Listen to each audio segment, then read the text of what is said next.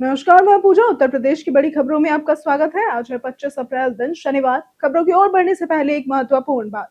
अगर आप भी सरकारी नौकरी की तैयारी कर रहे हैं तो हमारे बुलेटिन के अंत में हम रोज करंट अफेयर से कुछ सवाल लेकर आते हैं, जिसका अगर आपने सही जवाब दिया तो आपका नाम हमारे बुलेटिन के अंत में दिखाया जाएगा।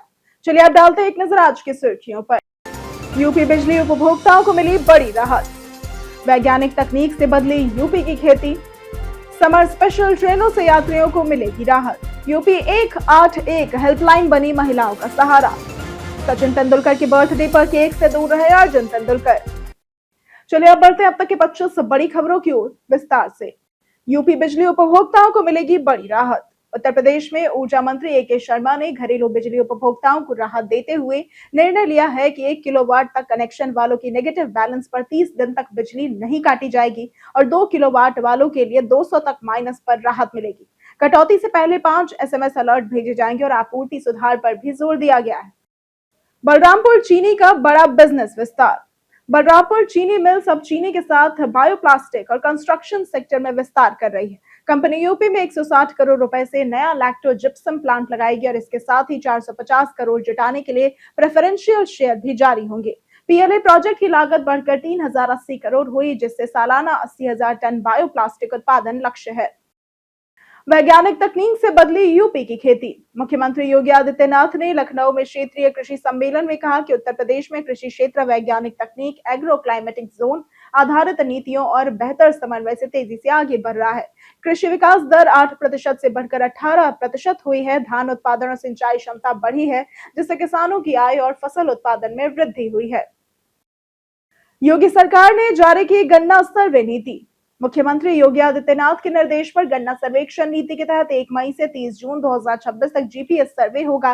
किसानों को एसएमएस से सूचना दी जाएगी। टीम में पर्यवेक्षक व मिल कर्मचारी होंगे। डेटा सर्वर पर फीड होगा। नए किसान पंजीकरण शुल्क लागू, लाभ 30 सितंबर तक मिलेगा। स्मार्ट खेती की सलाह भी दी गई है। समर स्पेशल ट्रेनों से यात्रियों को मिलेगी राहत। रेलवे ने गर्मियों में यात्रियों की बढ़ती भीड़ को देखते हुए महाराष्ट्र और गुजरात से बिहार व पश्चिम बंगाल जाने के लिए समर स्पेशल ट्रेनों की घोषणा की है। ये ट्रेनें प्रयागराज जंक्शन और छिवकी पर रुकेंगी और इससे सीटों की कमी और भीड़ का दबाव कम होगा तथा यात्रियों को कंफर्म टिकट और सुविधाजनक यात्रा का लाभ मिलेगा। यूपी 181 हेल्पलाइन बनी महिलाओं का सहारा। मुख्यमंत्री योगी आदित्यनाथ के नेतृत्व में यूपी की 181 महिला हेल्पलाइन महिलाओं की सुरक्षा और सशक्तिकरण का मजबूत माध्यम बनी है। 2025-26 में 85,000 से अधिक शिकायतों का 100% समाधान किया गया और यह सेवा 24 घंटे सक्रिय रहकर घरेलू हिंसा, साइबर अपराध, दहेज उत्पीड़न सहित अन्य मामलों में त्वरित सहायता, कानूनी, मानसिक और सामाजिक सहयोग प्रदान करती है। अखिलेश ने सीएम योगी पर कसा तंज। सीएम योगी ने गोरखपुर में 1055 करोड़ रुपए की 497 विकास परियोजनाओं का लोकार्पण किया और कूड़े से बने इको पार्क का उद्घाटन किया। अखिलेश यादव ने इस पर तंज कसा। रविकिशन ने योगी के विजन की सराहना की और कार्यक्रम में सीएम योगी ने रविकिशन के बयान पर हल्की चुटकी ली और विकास कार्यों पर जोर दिया। विवाह शोषण मामले में कोर्ट की सख्ती। इलाहाबाद हाई कोर्ट ने वैवाहिक शोषण और न्यायिक प्रक्रिया के दुरुपयोग के मामले में पति की याचिका खारिज करते हुए 15 लाख रुपए का हर्जाना लगाया है।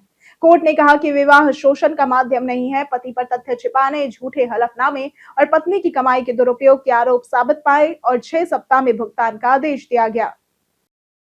इलाहाबाद हाई कोर्ट ने मांगा एटीएस जांच जवाब। इलाहाबाद हाई कोर्ट ने मदरसों की एटीएस जांच पर राज्य सरकार से आधार पूछा है, जबकि याचिकाकर्ताओं ने इसे मनमाना बताया है।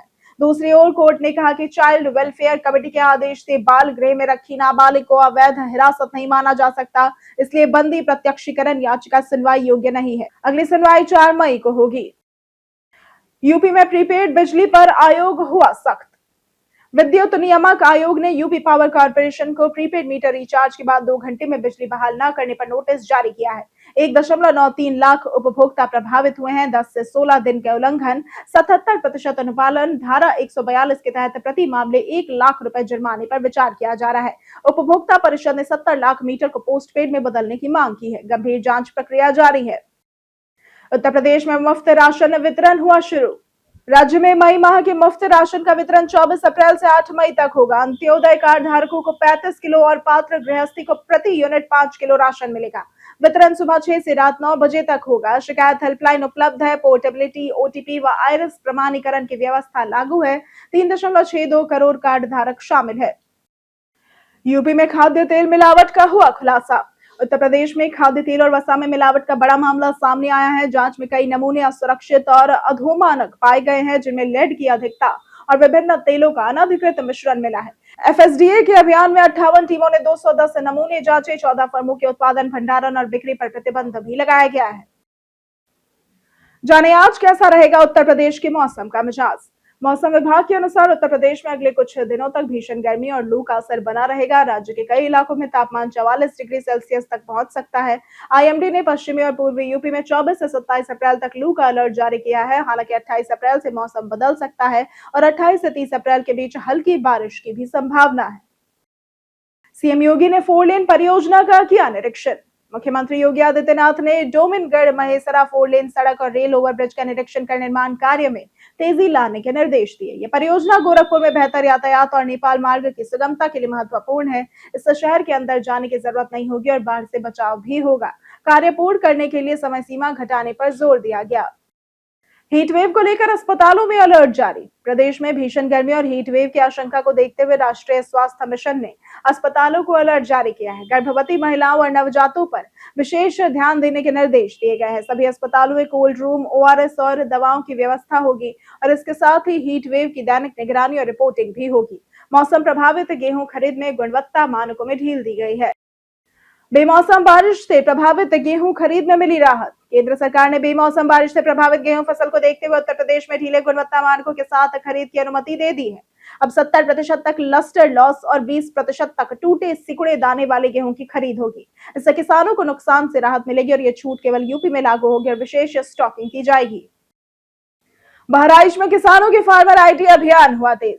बहराइच में कृषि विभाग सभी किसानों के फार्मर आईडी बनाने में जुटा है। खाद बीज दुकानदारों को भी आईडी बनाने की जिम्मेदारी दी गई है। जिले के 7 लाख किसानों में से 4.05 लाख की आईडी बन चुकी है। आईडी के बिना सरकारी योजनाओं, खाद बीज, केसीसी व फसल बीमा का लाभ नहीं मिलेगा। कैंप और ऐप से पंजीकरण जारी है। स्मार्ट मीटर उपभोक्ताओं को मिली बड़ी राहत। ऊर्जा मंत्री ए.के. शर्मा ने स्मार्ट प्रीपेड मीटर उपभोक्ताओं को राहत देते हुए निर्देश दिए हैं कि 1 किलोवाट कनेक्शन वाले उपभोक्ताओं की बिजली 30 दिन तक नेगेटिव बैलेंस पर भी नहीं कटेगी और 2 किलोवाट तक 200 या फिर 3 दिन तक राहत मिलेगी। काटने से पहले 5 एसएमएस अलर्ट भेजे जाएंगे और त्योहारों पर कटौती नहीं होगी। शिक्षकों ने ग्रीष्मावकाश के बदले अवकाश मांगा। प्राथमिक शिक्षक प्रशिक्षित स्नातक एसोसिएशन के प्रदेश अध्यक्ष विनय कुमार सिंह ने मुख्यमंत्री योगी आदित्यनाथ को ज्ञापन भेजकर जनगणना 2026 में लगे शिक्षकों को ग्रीष्मावकाश के बदले अर्जित अवकाश देने की मांग की है। उनका कहना है कि भीषण गर्मी में कार्य से शिक्षकों पर शारीरिक व मानसिक दबाव बढ़ रहा है, इसलिए उनके वैधानिक अवकाश का लाभ मिलना चाहिए। सीएचएस परीक्षा में बड़ा फर्जीवाड़ा उजागर।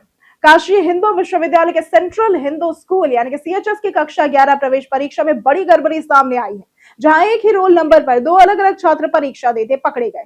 उज्जवल कुमार और दिव्यांशु सोनकर के नाम पर फर्जी परीक्षार्थी बैठे पाए गए। दोनों को पूछताछ के लिए थाने भेजा गया। मामले की जांच जारी और परीक्षा प्रणाली पर सवाल उठे हैं। सचिन तेंदुलकर की बर्थडे पर केक से दूर रहा अर्जुन तेंदुलकर।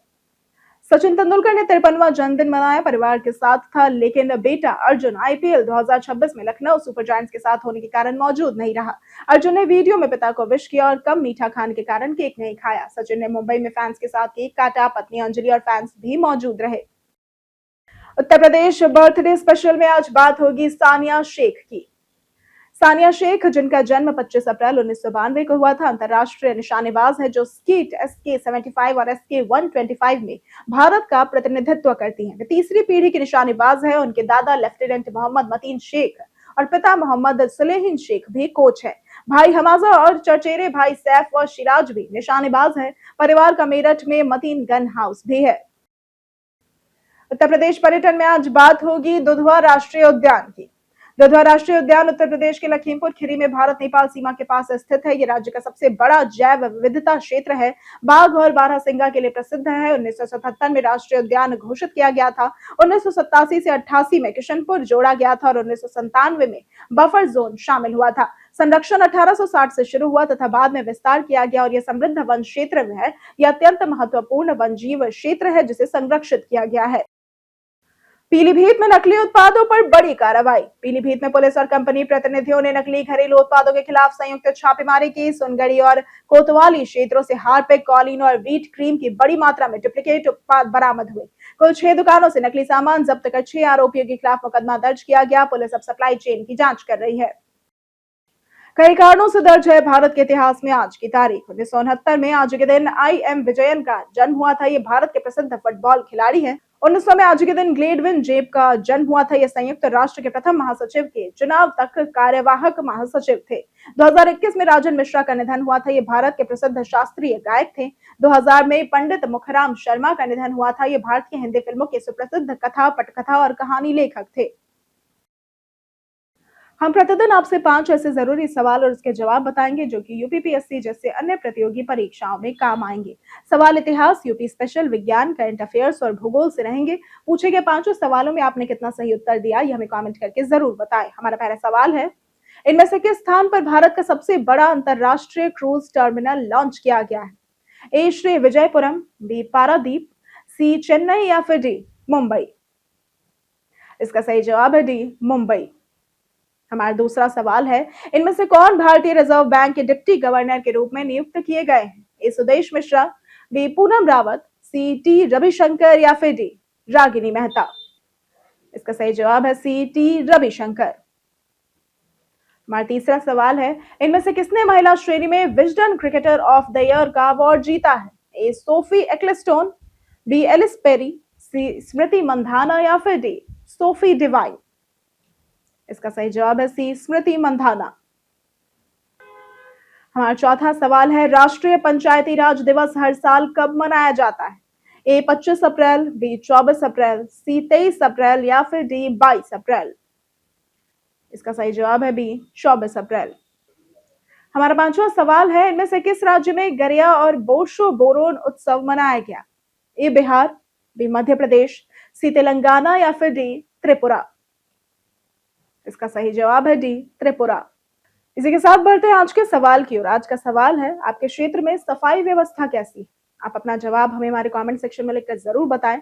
आज के लिए सिर्फ इतना ही। हमारे उत्तर प्रदेश की तमाम खबरों के साथ बने रहने के लिए देखते रहें डेली यूपी, और साथ ही अगर आप यूट्यूब चैनल पर देख रहे हैं तो चैनल को सब्सक्राइब करें, और अगर आप फेसबुक पेज पर देख रहे हैं तो लाइक और फॉलो जरूर करें।